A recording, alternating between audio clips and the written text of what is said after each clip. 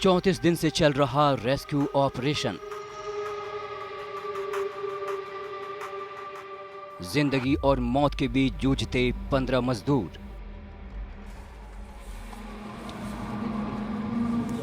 रेत mining whole में पहुंचा आज तक।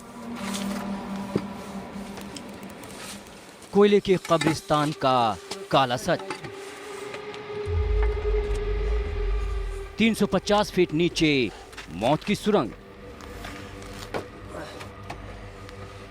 कैसे इंसान चूहों की तरह रहने को मजबूर है। कानून की धज्जियां उड़ाते खनन माफिया। ऑपरेशन काला पत्थर। ये आप किससे खरीदो, मालिक से या दलाल? मेघालय की जयंतिया हिल्स में 13 दिसंबर को कोयले की खदान में हुए दर्दनाक हादसे ने पूरे देश को झकझोर कर रख दिया। हादसे को बीते 34 दिन हो चुके हैं। भारतीय वायुसेना, नेवी, एनडीआरएफ के जवान दिन रात लगे हुए हैं। हाई पावर पंप और हर आधुनिक मशीन मौजूद है। थाईलैंड की फुटबॉल टीम के लिए रेस्क्यू के लिए पंप और कुछ जरूरी सामान मुहैया कराने वाली प्राइवेट कंपनी किर्लोस्कर की टीम भी वहां पहुंची हुई है। लेकिन ये ऑपरेशन थाईलैंड की फुटबॉल टीम के रेस्क्यू से भी ज्यादा मुश्किल है। आखिर अब तक 15 मजदूरों का क्या हुआ, कुछ पता नहीं चल रहा। 350 फीट गहरी इस खदान में करीब 70 फीट तक पानी भरा हुआ है। मजदूरों की सांसें चल भी रही हैं या नहीं, ये भी किसी को नहीं पता। आखिर क्यों आ रही है परेशानी? आखिर क्या है इस काले पत्थर के पीछे का काला सच? आज तक की टीम जान पर खेलकर इस काले पत्थर के खौफनाक खेल को समझने की कोशिश की है। कैसे चूहे जैसे बिल सी जगह में मजदूरों से काम कराया जाता है।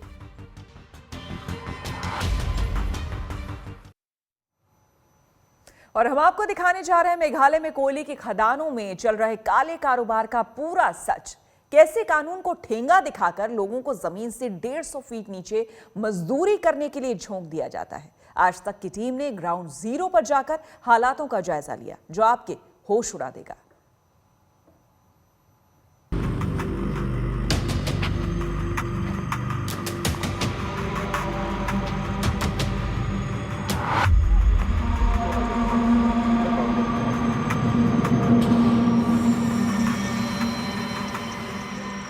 मेघालय की जयंतिया हिल्स में हुए हादसे का सच जानने के लिए आज तक की टीम पहुंची मेघालय, जहां खनन के काले कारोबार में मजदूरों को कब्रिस्तान में बिना कफन के झोंक दिया जाता है।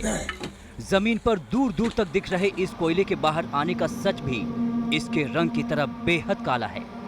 इस काले को रेत माइनिंग का नाम दिया गया है। आखिर ये रेत माइनिंग होती क्या है? दरअसल मजदूर लेटकर इन खदानों में घुसते हैं। संकरी और पतली सुरंगों में चूहों की तरह इन खदानों में घुसा जाता है, इसलिए इसे रेत माइनिंग कहते हैं। जिसे आपको समझाने के लिए आज तक संवाददाता खुद इन संकरी माइंस के अंदर पहुंचे।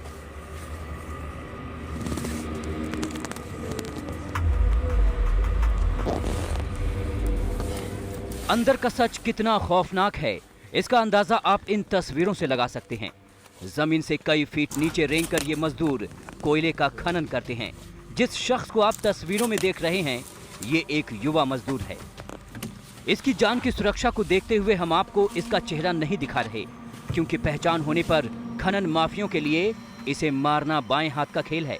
लेकिन ये शख्स आगे की जो कहानी आपको बताएगा और दिखाएगा, वो रोंगटे खड़े कर देगी।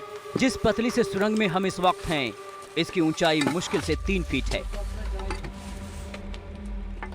ये इतना खतरनाक है कि जरा सी चूक आपके लिए जानलेवा साबित हो सकती है। इतना ही नहीं, इन मजदूरों को हेलमेट तक मुहैया नहीं कराया जाता है।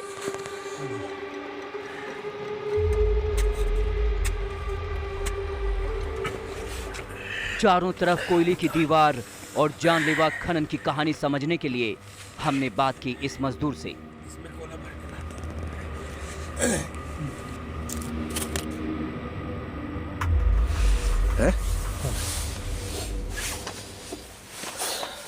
कि कितना अंदर तक ले जाते हो? ये अभी 150-100 ऐसे ही है। क्या मतलब? फिट अंदर में। नहीं तो अभी काम करोगे हाँ। जाके, तो कितना अंदर काम मिलेगा तुमको? अभी हाँ। अभी हमें 150 जैसा। 150 के बाद काम मिलेगा। नहीं तो काम करते हुए विजुअल चाहिए ना। कोयला है, हाँ। बाकी कोयला नहीं है। यहाँ से खा के गया है ना अंदर में, इसीलिए। तो कितना टाइम लगता है पहुँचने में? कितना टाइम लगा? 10 मिनट। सुना आपने, अभी कोयले के लिए इसको करीब 150 फीट से 200 फीट तक और अंदर जाना पड़ेगा। जमीन पर रेंगकर ऐसे हालातों में चलना पड़ेगा।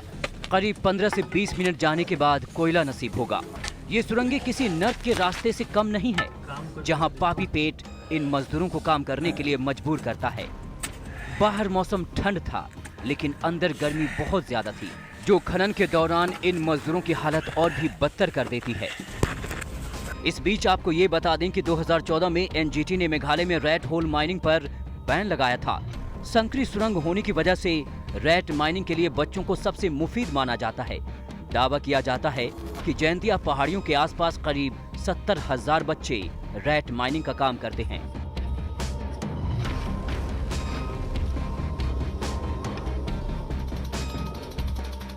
जिस मजदूर के साथ हम थे, उसे भी 7 साल की उम्र से इन्हीं खदानों में झोंक दिया गया, जहां वो अकेले नहीं बल्कि अपने परिवार के साथ काम करता है।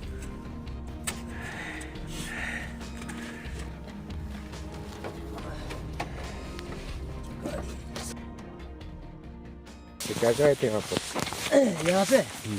यहाँ पे मम्मी लोगों के साथ में आया था। जब मैं छोटा था उस टाइम में, जब मैं 7 साल का था, हाँ।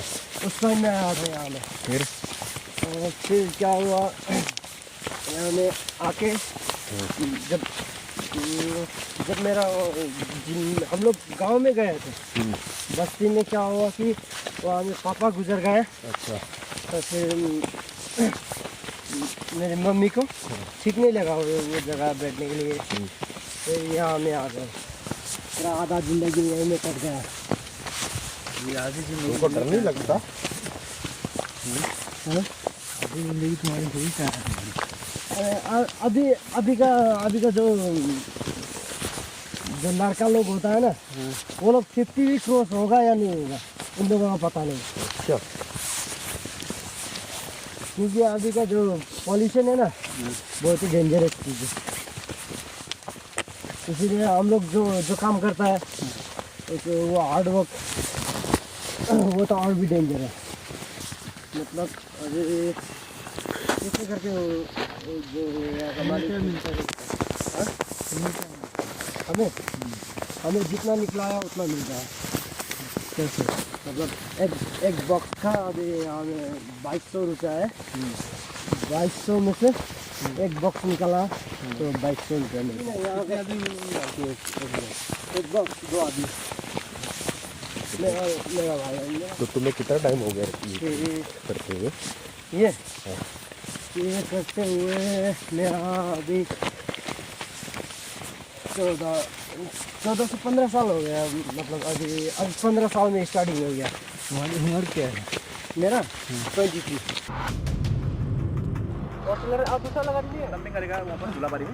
चंद पैसों के लिए मासूमों से मौत की मजदूरी कराई जाती है। एक छोटे से बिल जितनी जगह में मजदूर कुदाल से पहले चारों तरफ कोयले को खोदते हैं, जिसके बाद इन्हें कुछ इस तरह से एक जगह इकट्ठा किया जाता है, जिसे ऐसे हालातों में बाहर निकालना होता है। जितना माल निकलता है उसके हिसाब से पैसे दे दिए जाते हैं। इस खुदाई के दौरान सुरंग कितनी खतरनाक हो जाती है, उसका अंदाजा इन तस्वीरों से लगा सकते हैं। कैसे पूरी सुरंग लोहे के कुछ लॉक और चंद पत्थरों पर टिकी है।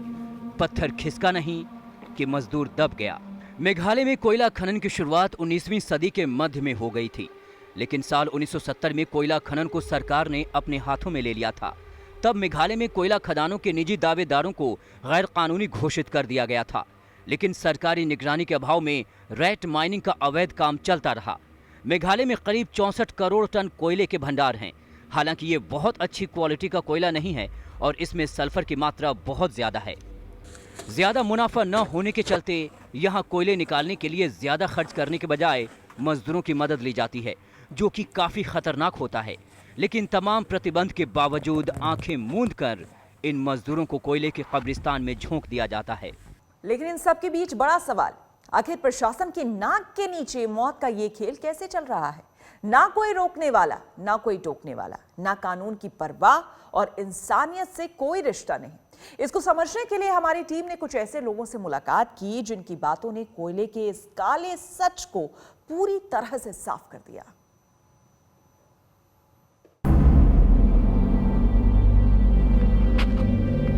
ये इसी में से निकला ये वाला कोयला।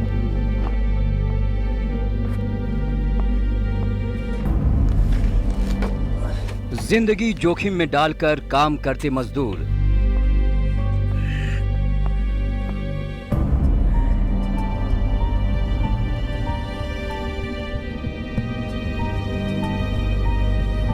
यहाँ तुम मेरे हो बस, और कोई नहीं, ध्यान रखना।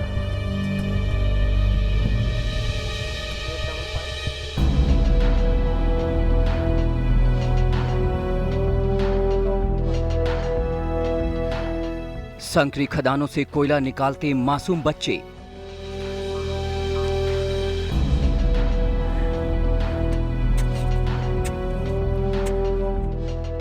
एक के बाद एक हादसे और प्रतिबंध के बावजूद आखिरकार मेघालय में रैट होल माइनिंग इतने धड़ल्ले से कैसे चल रही है? आखिर प्रशासन और सरकार क्यों सोई रहती है? इसको समझने के लिए हमने यहाँ के रैट माइनिंग के ऑपरेटर को तलाशने की कोशिश की।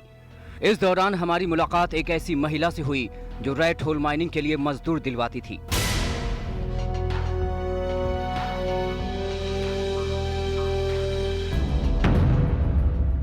माइनिंग तो मैम अभी भी चल रहा है ना, आप लोग कर रहे हैं ना। माइनिंग नहीं है, जो आप माइनिंग सोचता है वो माइनिंग नहीं, वो चोरी वाला इलीगल है। में अगर कई तरह की माइनिंग होती है, ब्लास्ट माइनिंग होती है, रेड होल माइनिंग होती है, तो हम आप जो क्वायरी दोगे हमें वहाँ पर कैसे किस तरह की कर पाएंगे? रेड होल कर पाएंगे या रेड होल कर पाएंगे? उसके लिए आप लेबर हमें दिलवा देंगी? अभी भी लेबर है, काम चल रहा है। आप जाके देख सकते। लेकिन अब पैसा कोयला मिलेगा, जमकर में स्टॉक करने पड़ेगा।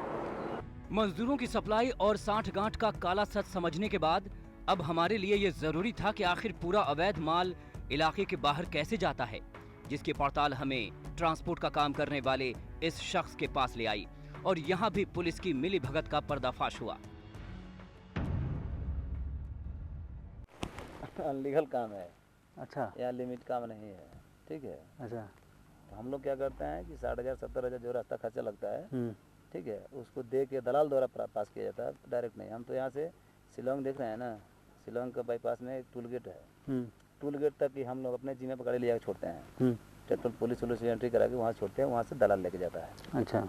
और उसको हम लोग 60,000 रुपये देते हैं। तो देखा आपने कैसे यहाँ जान की बोली लगती है, कानून को ठेंगा दिखाया जाता है, न इंसानियत और न ही किसी का खौफ। पैसे के बल पर बस मौत का नंगा नाच चल रहा है जिसे रोकने वाला कोई नहीं।